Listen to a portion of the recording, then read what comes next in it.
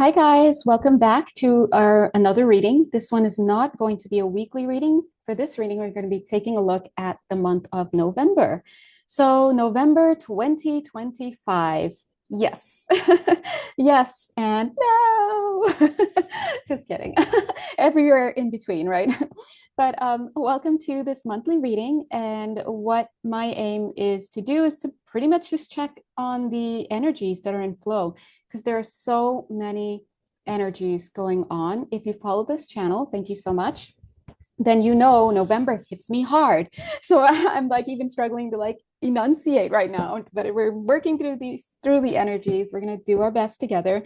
But yeah, November usually hits me hard because it's scorpionic season and just I guess I have some placements in my natal chart and then yeah, the stuff that arises, but we all go through it. And in a sense, it's actually a blessing. It's always a blessing when we see nature, whether you're seeing that reflected in the astronomy, whether you're seeing it in the earth cycles, just whatever. When it supports us, it supports our growth. So for even those who are just enjoying the life of being a lump, a lump of coal, or I don't know, what did he say? A bump on a log. Yeah, bump, a bump on a log. And they're not really doing much and whatever much, that's very subjective, but even they will benefit from personal growth in the sense that they can't avoid the effects of I just heard the word society. Yeah, so thank you, society. Well, society is definitely going to prod you along. I mean, in some direction. You definitely want to be more mindful and wake up a bit so that you can take yourself in a direction that's for your health and well-being, and not just one where you're being ushered into further negativity.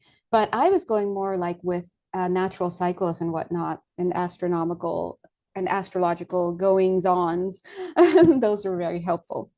Anyway, so for this reading, what I'm going to do is I'm going to check at, the field, the energy field at a couple levels, right? So as you know by now, when I say at a couple levels, when we're reading energy at the base level here, that's when we get into details like, oh, he said, she said, and this date and that. But when we're reading higher up in the field, it becomes more abstract and more thematic. Yeah, more archetypal is what I'm getting even. So it's just a different type of perspective that you're reading from. So always remember, even when you go to have a reading done by a reader, always, and when you're watching readings, before you take anything in and make it mean anything for you, you always want to take a look at just kind of assess how they're reading in terms of like what level of the field are they reading from, and also what kind of information do they give you and for what purpose. So the purpose of today's reading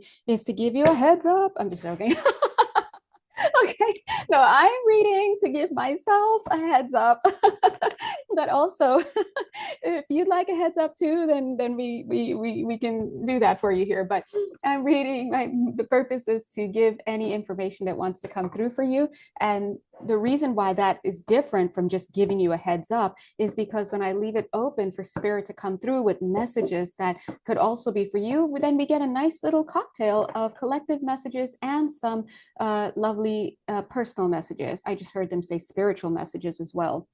So anyway, we may think, oh, what's the difference? But again, multidimensional work being done here. So let's go ahead and shift into position. So one sec. Oh, my goodness. Whew. And I'm going to ground a little bit. Okay. Oh, that worked. Just wiggle your butt in case anybody wants to. And then in case anyone's like, well, how do I ground even more? Just, I mean, from your seated position, just wiggle it out and feel your consciousness, yourself, whatever you want to say, drop further into your, I was going to say body, but they're correcting me, mind. And that is correct. We out here, that is correct. It's not your body, it's your mind, right? Everything is mind, even though it has the appearance of a quote unquote body. All right, so let's chat. Let's jump in. So November 2025, guys, what can we expect? What can we observe? Notice I'm shifting from the word expect to observe. And that is a nuanced shift. And it's also a reminder that when we don't always want to lay in the framework of expectation, because then we're literally setting ourselves up for failure, setting ourselves up for disappointment, setting ourselves up for God knows what, because we are priming ourselves, we're orienting ourselves towards a direction that does not really exist. The direction that, oh, look, I just noticed the cards actually pointing it that way. The direction that I'm referring to is the future. It doesn't exist.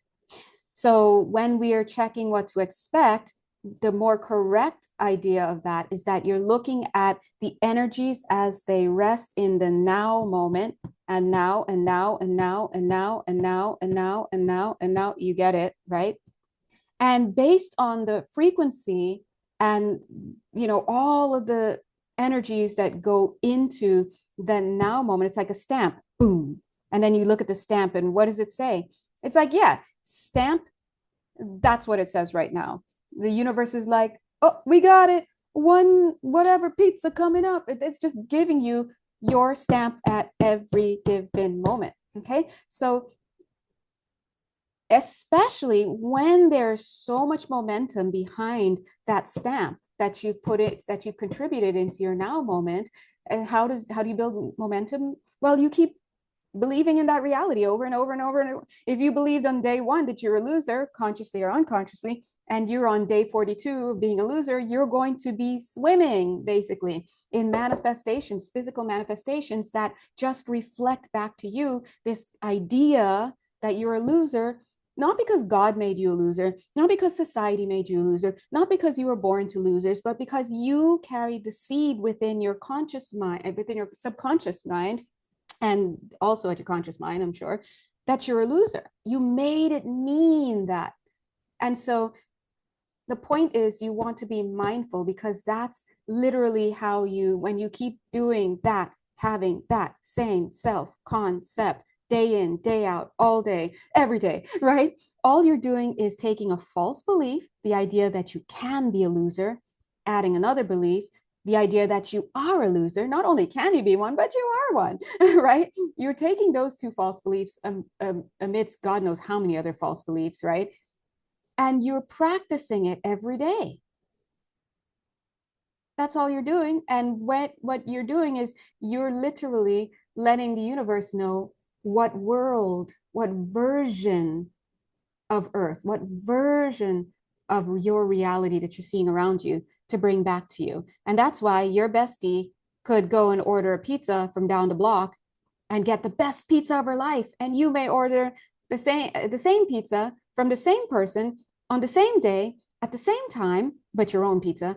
And it's the crappiest pizza you've ever had, for example, right? So what's the variable here? The variable very, very often is, well, depending on what level of the field you're observing it from, it's your own stuff, right? So this is why it's very powerful to harness the ability of definition. I am consciousness. When someone says, who are you? Or when you're like, who are you? By that time, you're already asking a question that is craziness from spirit's perspective, because how could you be asking who are you? That means you must have forgotten, because you are the I am consciousness. You are source having this experience. But when we're in this, who am I, and this and that, it implies that you've forgotten yourself, you've lost yourself, and now you're susceptible to anybody's definition out here. Flash forward multiple lifetimes society, right? And so this is why it's very important when you're really getting onto your spiritual path and for reals doing a thing, that you work on your self-concept. It is your self-concept alone that will make you invincible. You saw Neo didn't even have to dodge any bullets, because Neo's out there with like, what bullets? There is no spoon. Neo's at that level at some point, right? And it is also your self-concept that will leave you susceptible to just whatever, the wills of other people. And it gets very much more insidious when we take on definitions that were set by other people. We see it in the social sphere all the time. And this is why, I mean, People are on their own paths, they're taking their own journeys. And so wherever they are along their path, do that until you're moving on to something else. But eventually you will get out of the labeling and the identity politics and the need to announce what you are, because you will realize that all these things, even down to your own name, can't even come close to telling you what you are. All it does is it cuts you up. It divides you within, and not only within yourself, but within the collective, to be something that is not what you are. So at some point, a lot of people, when they wake up, quote unquote, and they're really on their spiritual journey, that's why at some point they detach from the world. I'm not saying to go sit on a mountain somewhere, right? But you start to see the BS. And on top of that, you lose the judgmental energy towards that, because then you could see that even the person that is moving with those ideas, you're not mad at them. You just see that that's where they are. But you've been there before, you've transcended that before, and you understand that you don't even have the capacity in this form, this human form, this conscious, with this conscious mind and these senses, these five senses or whatever it is, you don't even have the capacity to conceive of what you are, let alone to speak on it, let alone to speak on it with any type of weight or expertise, let alone to teach it, let alone to anything, right? And let alone to pick up arms against others who do not agree with whatever it is that it is, right? So you see, when we talk about society and people kind of in the mainstream and just generally speaking around the world, really just humanity being very backward and very low consciousness as a collective, it's said from a loving place, but it's said because we're able to see the spectrum. Human consciousness as a collective needs to pick itself up. and and obviously that's why we have a lot of people who come to help, but the pathway to even doing that, we can incarnate into this planet and get completely lost, because it's just so illusory down here that someone could come in and they may have all of the hallmarks of some spiritual leader or some authority or some whatever, and spirit is not recognizing it because something in that frequency is off. So it's either you're in alignment or you're not. And we're doing our best, all of us, to get into alignment, but the problem is that a lot of times people don't know what to align themselves with. And that's why we have that saying, well, joy is your compass. But then you have to start wondering, well, what do you mean joy? Well, joy is that energy that most aligns with what you are. So when you see somebody who's so happy playing, they could be a big back adult, right? The grown adult, right? Slipping into a momentary moment of childlikeness. Oh, I saw a really great example. And by the way, there's a reason why we're talking about all of this year. It's very November-y kind of energy, very scorpionic, to dig in and look at this dynamic and kind of talk about it, right? But I saw this really great video. It was a short on YouTube where this barber, it was a black barber, like a black barber shop, and this barber was showing each of his clients where at the end of their haircut, he would pull out like a tray of lollipops, like at the doctor's office, and each and every one of those men, grown men, I'm talking grown men, right? They're out in the world, they, doing their thing. The minute they see that, every single one of them laugh. Their whole demeanor just fades away, because it's not, it's just what they use to walk the world, right? Because it's such a serious world. But yeah, immediately they all have the same reaction. Their eyes light up, they laugh, and they're like, you're too much, right? And they pull one because in that moment, what happens? Their childlike innocence is triggered. That moment is more reflective of who they are as God created them than anything else that they've been walking around doing, accumulating, teaching here, leading there, owning here, whatever, all of that.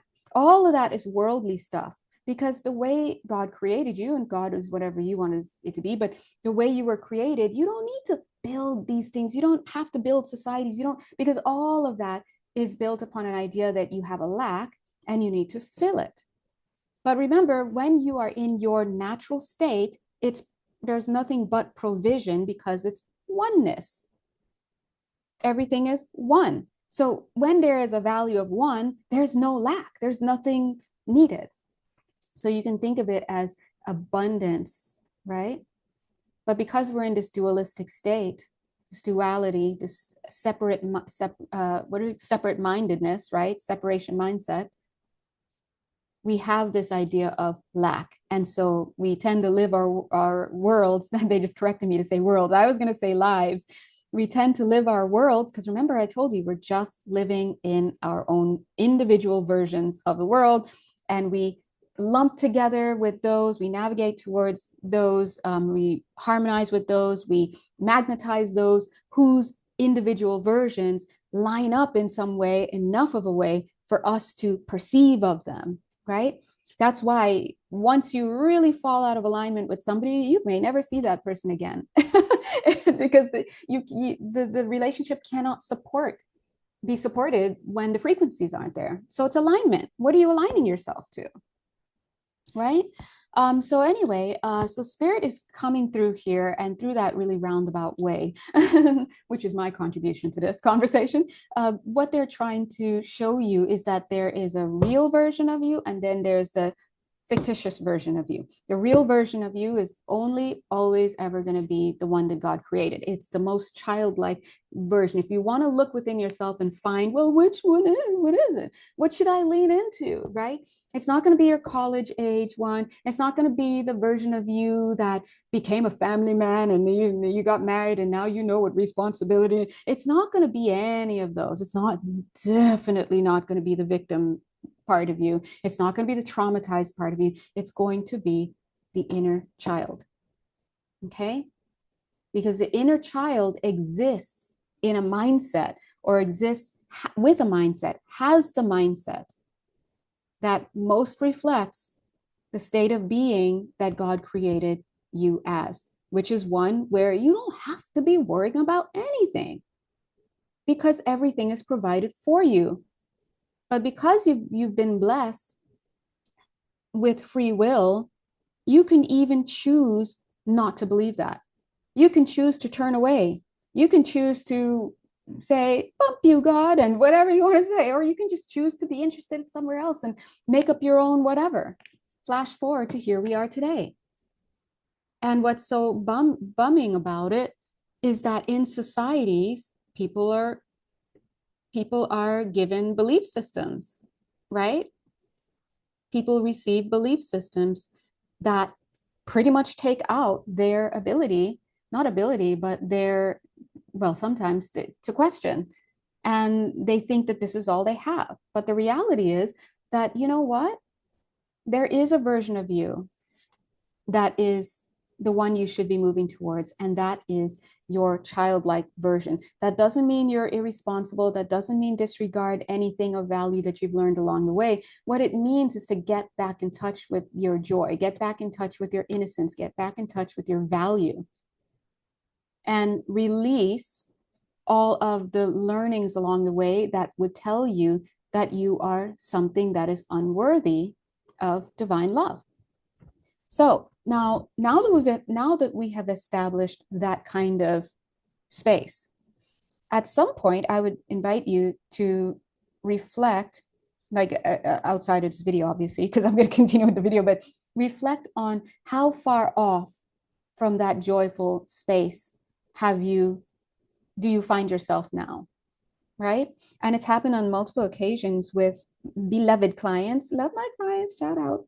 It's happened on multiple times where their inner child would definitely be chatting during the sessions. They're so cute. They're like children, really, chatting during the sessions. And then sometimes they're like I want to come out. I want to enjoy, like, let's, because you're their best friend, basically. It's you, by the way, but for the sake of conversation, we say you and them and this and that, but you're their best friend, but you're not letting them come out and explore the world with you. That's why you're experiencing them as other and you've tucked them away. But when you acknowledge them, then you can bring them out of the tuckings and you can see them as other. And then when you integrate them, you're no longer seeing another. You're like, oh, it's me. Oh, shoot. And the inner child during the sessions will often tell the client what they want. They'll be like, oh, I want pizza right now, or I want hot chocolate, or like their kids again. So that's kind of how they move through the space. Oh, I miss fishing, or I love watching clouds and this and that. And the client will all the time, they're always like, oh my God, I've been totally craving hot chocolate lately, or oh my God, I just spent the last, like, 2 weekends having pizza. It's been on my mind. And like, and or oh my gosh, I pulled over the other day and watch the clouds. Yes, because those are sacred moments when you have been able to be reached, or you've allowed, rather, your inner child to speak to you and you listen to them. But you can't hear that part of you, that joyful part of you, while you are so caught up in the fabrications outside of you. So if anything's got to be real in this world, and from a higher perspective, nothing in this world is real. But if anything's got to be real in this world that you see, it's got to be you, and it's got to come from within you. Once you start paying attention to you inside of you, what you're doing is then you are practicing consistently. You have to keep doing it and building momentum towards the value of authenticity. That's you telling the universe in every now moment, I am, right? And you don't even need to get crazy about it. Just I am love. I am love. I am love. I self-accept. I'm a divine child, whatever you want to say.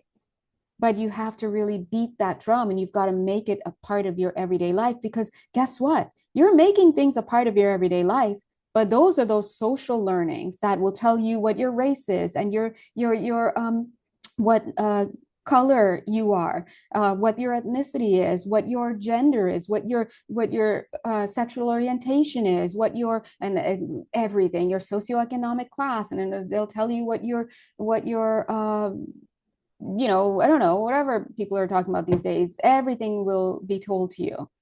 But you're just feeding yourself, choosing to feed yourself a toxic diet. And when you do that, you're beating the drum of a vibration of death, basically, toxicity.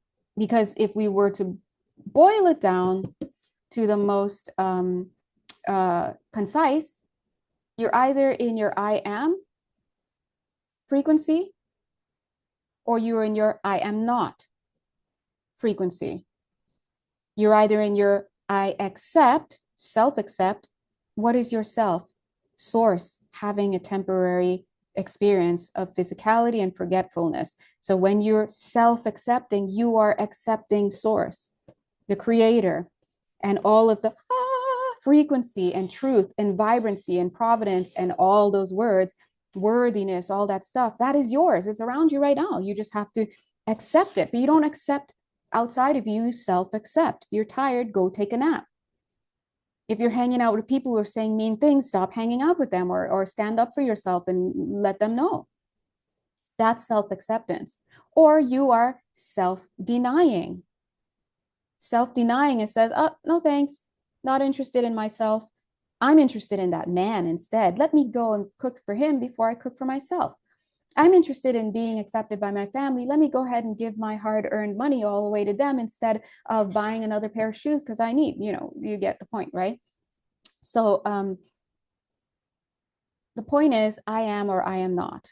And the reason why, I guess, because my conscious mind is like, why am I going so deeply into this?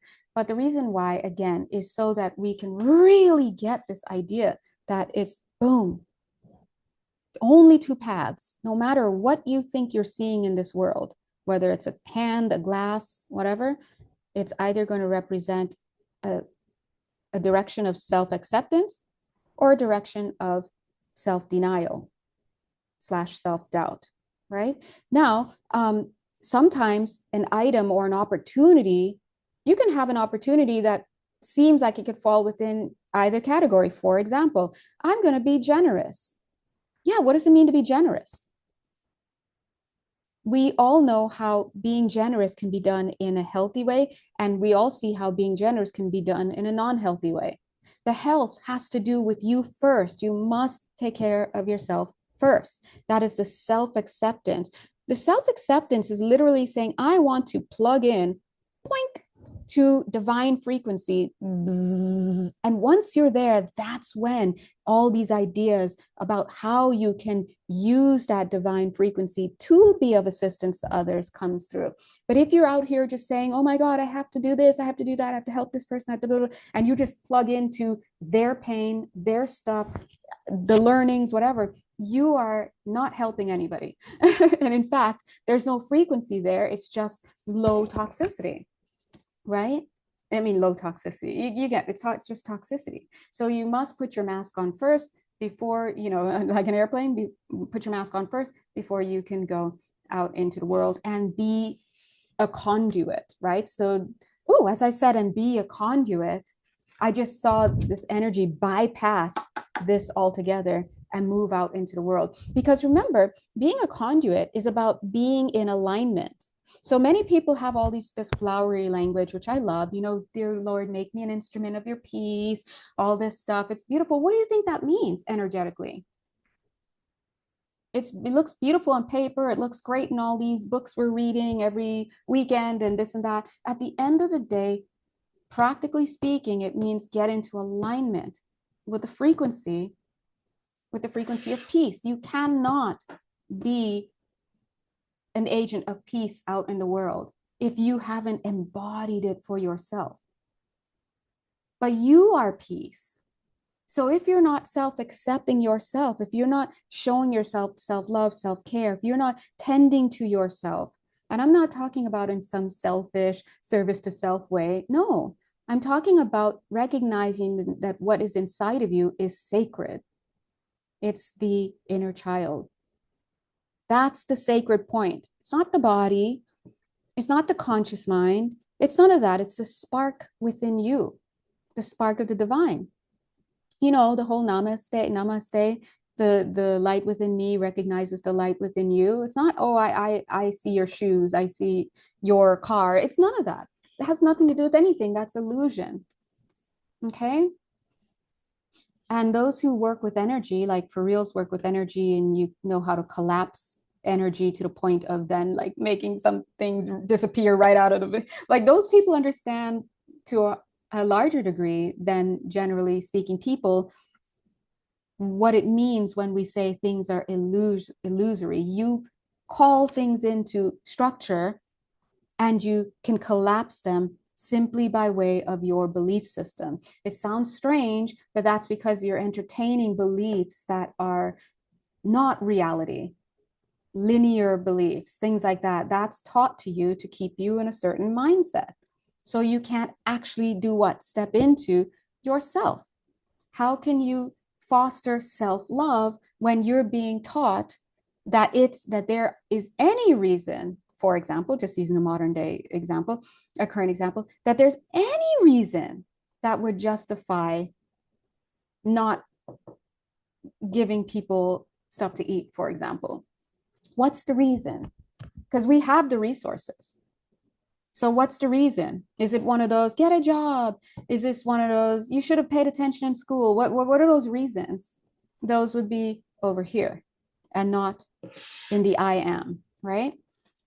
So this month, in the month of November, you're being asked to deep dive. That's what Scorpio does. So get your deep dive on, of course, when Sagittarius energy starts coming in. And even as I'm feeling Sagittarius energy, usually when I feel it coming in in the month, once it slips into Sagittarius energies, it's always like when I feel it, a very vibrant, kind of like sunshiny energy, like coming, that's like, it's like coming out of this whole underworld that's like in the abyss, kind of like coming out into the sunshine and just like I can't show it, I don't know, I can't show you what I'm thinking, but this vibrancy and light, yeah, and fire and all sorts of stuff, great stuff.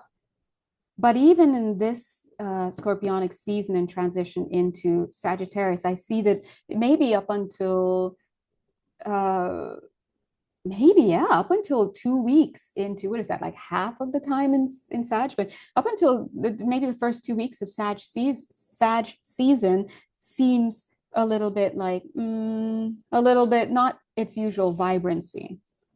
So that could be for a couple of reasons, but it's just we're reading the energy.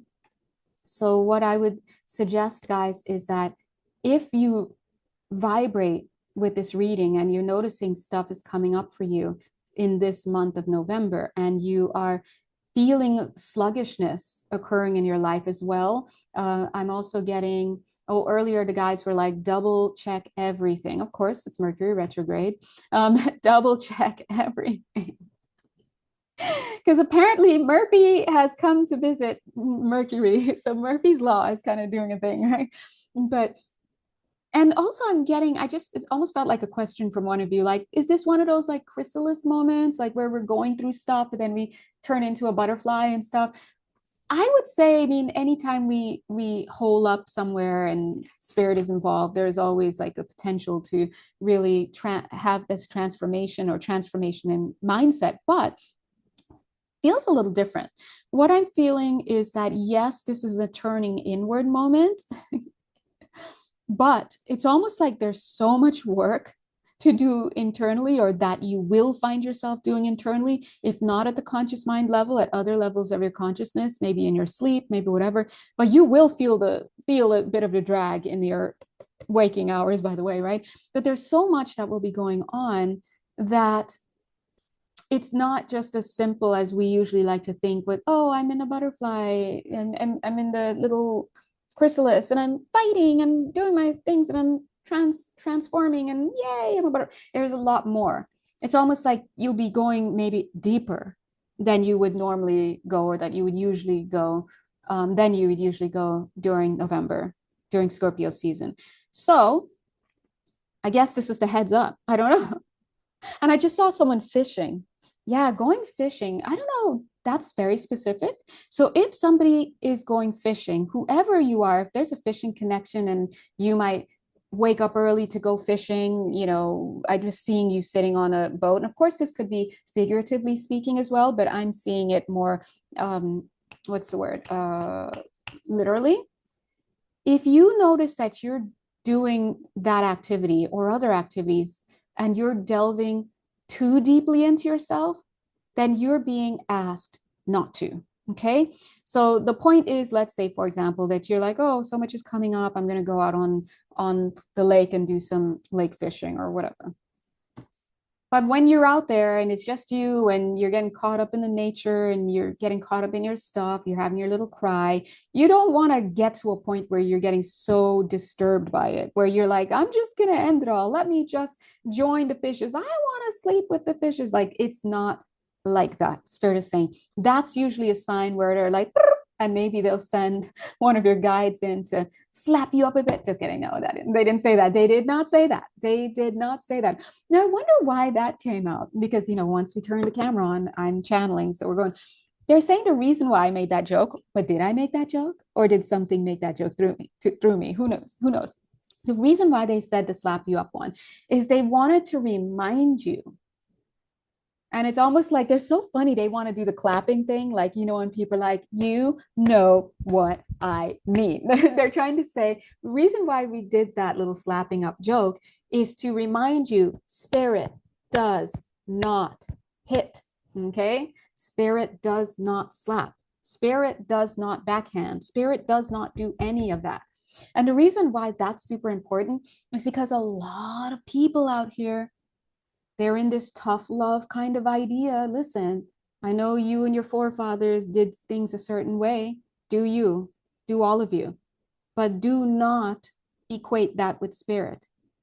If you want to think about how spirit, representing the Most High, we're not talking about low frequency beings here. We're talking about the Most High spirit in that kind of, from that end of the spectrum.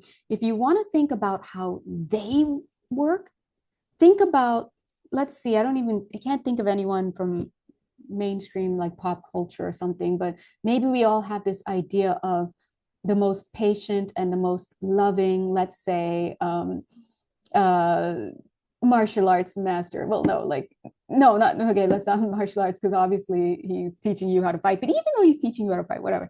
No, monk or family member or whatever.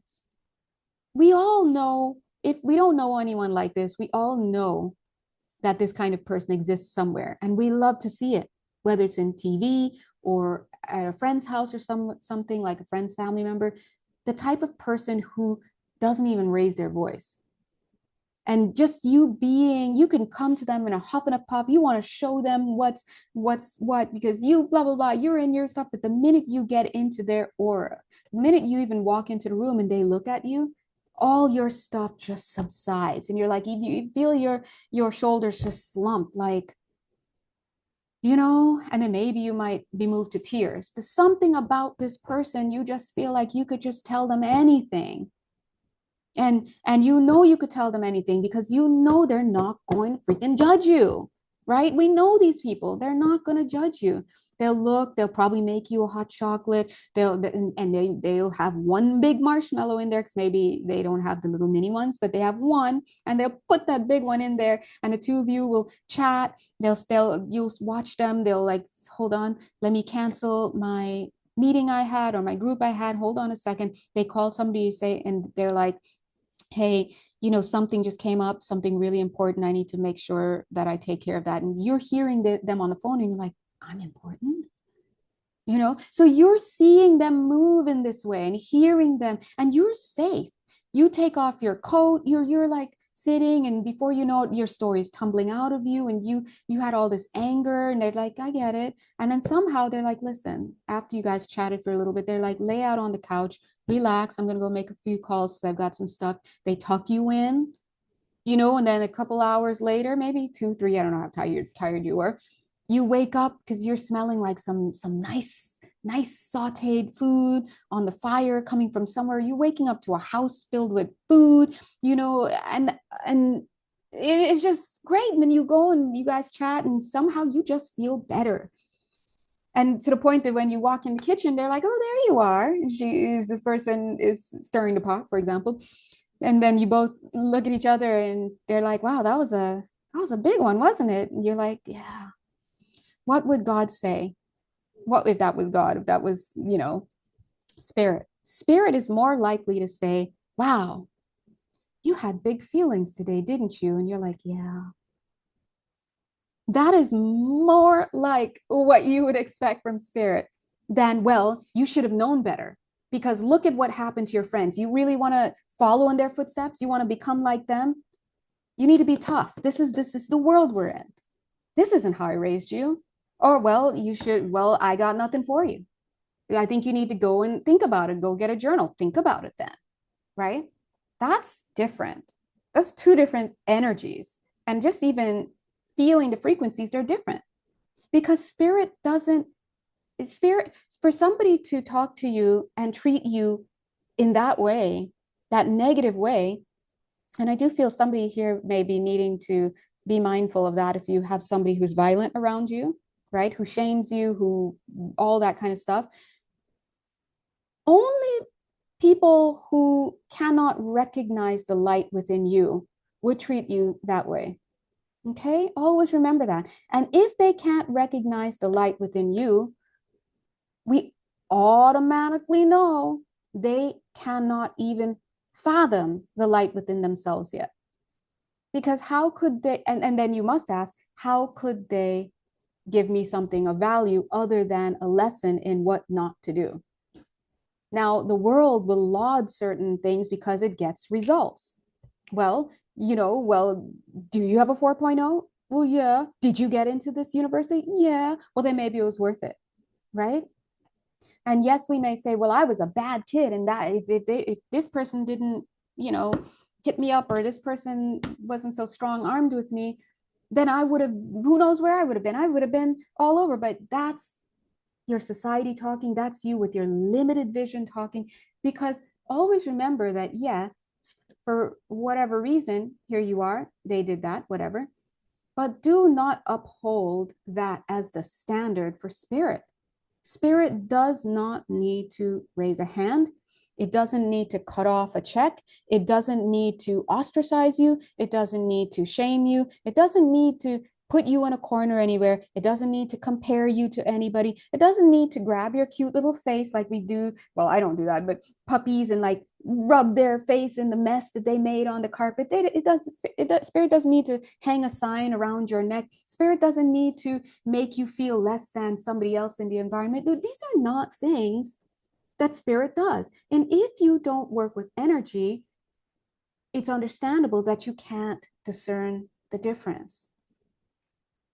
Just like our angels, the angels are very high in frequency.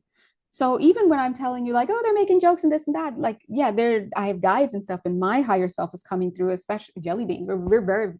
I'm very playful. If you know me personally, you know it. But anyway, but when the angels come through, and I'm talking, and I'm not saying, oh, the angels with wings and this Christian, this is not religious at all. These are higher dimensional beings that we gave an identity based on what we could perceive, and we ain't perceiving much. Okay, just put that out there. But when they speak, if they even use words that we can hear, like clairaudiently, it'll be something like turn left. Just be like that, like, I said hello. What did you say? Say that again. They're not like, why are you not turning left? You know you should have turned left. Hello, you drive this path every day, right? Somebody here, this is very specific, but it's coming through here as I'm doing the reading. Somebody here has been feeling not told off, but like if somebody has been giving them a hard time about their coffee drinking or something about coffee here. Something about coffee that whenever you hear this person address you with this topic and you walk away from it, you're feeling less than. So get rid of them. Sorry. I mean, excuse me. That's me talking. What I mean to say is, please give them and the relationship up to God so that God can work with them and work with you and be the mediation that's necessary here. Okay? Give the dynamic up. Now that's for somebody very specific reading, but it holds a lesson for us here. And the lesson here is that, hold on one second. Let me see if I can get it back. There's so much it's coming through.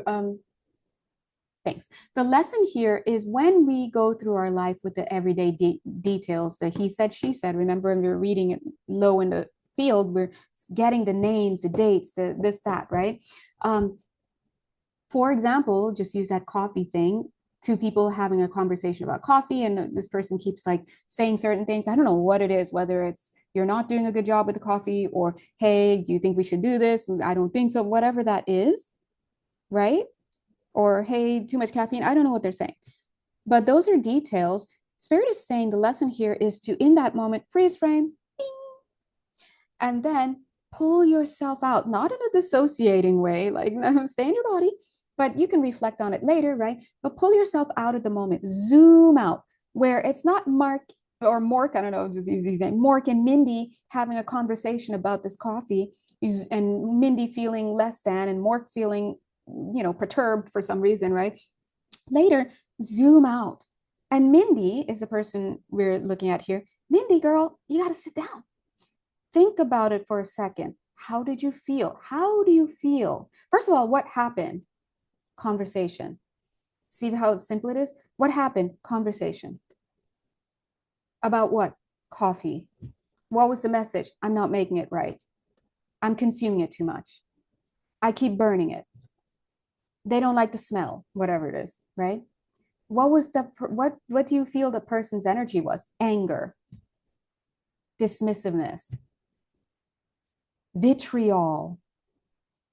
Always be on the lookout for people who have vitriol in your life. That is like the frequency of vitriol is liquid hate when I feel that. So that is a deeply seated hatred and anger. Okay. So watch for that with people, right? Now get in touch with you. How did you feel? Afraid. That's the inner child. This is why we talk to the inner child is simple about it. Afraid, angry, embarrassed, ashamed. What's the word? Defeated, right? Like a loser because I couldn't stand up. All of these energies and thoughts, it's impacting. You could spend 2 minutes um, in somebody's aura, let's put it that way, in their energy field, and walk away feeling like you've just been aged a couple of years, right? Why? Because of all of these things. It's never as simple as I don't like this coffee. There's emotion under there. And your job as the steward, love that word, steward, your job as the steward of the spark of God, the spark of the divine, in other words, the fragment of source that you carry within you, it is your job to caretake it. Just like you need to caretake a child when a child has been given to you by God. That is not your child. That is another soul. That is another fragment of God. God, source, is running around this place, running loose. But not all of the little sparks of God or the little soul pieces get to even come out and play in this lifetime. As I said that, I could feel like somebody's like probably crying about that. Yeah, guys, I'm feeling it, right? Is some of them don't even get a chance to come out and play in this lifetime because of the belief system that their lovely steward, who's you, is holding. And sometimes we are born into by choice. No one comes onto this planet without choice. Okay. Full soul plan, everything. Go check the dockets, right? But you know, sometimes we do choose to come into certain learning environments, sociocultural places, and during certain times, war, right? Doesn't have to be poverty, the Great Depression, whatever, all sorts of stuff, because we have lessons we want to learn. We have experiences that we want to have. So when the inner child is pretty much put in a corner, I guess baby does get put in a corner, right? Come on, we need Patrick Swayze out here letting us know. And so then basically, it's kind of like we are hijacking the ability of this true part of us, which is source, which we forgot that that's us. So we see it as other and then we tuck it away. We are not allowing ourselves to actually be here and do anything but, I guess, suffer because we're not in our joy state. And so that's why you will find that when people really get into joy, and I'm not talking about this perverse joy that is a result of lifetimes possibly of associating pain with pleasure. Okay. I'm not talking about that. Or I'm not talking about a great example of that is people who like BDSM and stuff, or like to be shamed and like to be whatever. Of course, your body's going to get off on that because you have learned that association over time. But when you heal your lifetimes and heal whatever, that will fall away and you will no longer have a desire for it. It will feel icky and gross to you because that is not what you really are. Okay. Another example, we have false goals because we have false learnings. So many people want to get this big house, or they want to get this person in the bed, or they want to be in this position of power, this and that, because what? Did they come out the womb wanting that? No, because they looked around this false world and they saw certain things being elevated, certain people, certain races, certain religions, certain ethnicities, certain ages, certain whatever, clothes. And now it's so far out of control that people are wanting and living for and dying for and killing for the chance to have certain goals and certain items acquired. But that desire is a false desire. That goal is a false goal because it's not founded upon love. It's founded upon some learned desire for something. There's no way that somebody should want to have a any article of anything with some brand name on it, let alone to kill somebody else for all this stuff. It doesn't make sense. It makes sense down here, but it doesn't make sense when you are in your higher perspective. It's absolutely meaningless. And it is a waste of time, right? Those are not real. The reality is that many people have not even tapped into the reality of anything at all. Many people come into lifetimes and live whole lifetimes, and they haven't experienced the reality of God, the true pristine love of God, because how can they when they have shut their own spark away? So the question here for this month, as we dig not in the basement, but in the basement below the basement, that's this month is kind of giving those vibes. If there's a level between the basement and the below that basement, there's a little level, that's where we are in the tiny room. That's what I'm seeing here. So it's not going to take you long to kind of work through this. I'm getting about 3 months, even though I know scorpionic season doesn't just, the scorpionic season this year is kind of like, well, here's the skeleton key. Of course, it would be a skeleton key, right? Here's a skeleton key. It opens all the doors inside of you. Just go into that one little door and, don't spend forever in there. Just let your guides show you. They'll bring it to you. You'll know. If you're breaking down crying in the middle of a commercial, there's something you need to look at, right? But yeah, and you work on it, probably, work through it to varying degrees over the next 3 months. I'm getting, some of you have you started already? Maybe before the month? I don't know. Oh, they're saying because sometimes, like maybe for some of you, something's going to kick it off. Like in this season, something's going to happen that's going to push you into this 3 months of, stuff and needing to work through it. And as you know, if you check the weekly reading that we just put out, we literally just had a super full moon yesterday, super full moon in Taurus yesterday. We are entering Mercury retrograde. We already have been feeling it for the past week or two. And also it's scorpionic season. Just any one of those is enough to like push you back a bit. And then all three of them, you might find yourself, flat out sitting on the floor. So the message that came through this week with the weekly reading was to be mindful of coping mechanisms, because when things start coming up and stuff, really do your best to be as healthy as possible. So you don't, veer off too much. But yeah, so the way to really get into this the path of reality for you, and the path of reality is the path of truth. The path of truth is the path of light. The path of light is the path of goodness. The path of goodness is God, source, the most high. It is the direction that is heading up in frequency. Okay, so if you wanted a path to be moving along in this lifetime and to continue on in the next lifetimes and stuff, then start looking to your inner child. Start thinking, where have I lost my passion in life? What did I stop doing? Even if it's underwater basket weaving. Maybe you just liked painting your nails at age 12, in that gentle time between, elementary and high school, where you got to really start playing around with makeup, or I don't know. And you just remember the simplicity of just getting to try different colors and little beads and stuff.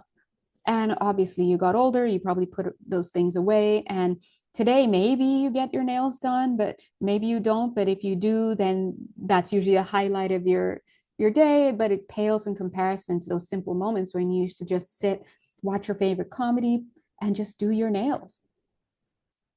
Why would that come up for you? Because that was you. That was a simple joy. That was a true joy. It cut straight to the heart. And you know what? It was just you doing it in your house. Nothing big, nothing that really called for anybody to know about it. Just you spending time with yourself. And so that's what you're being called for. And the reason why we had to say that is because we need a purpose for delving into our closet, our abyss.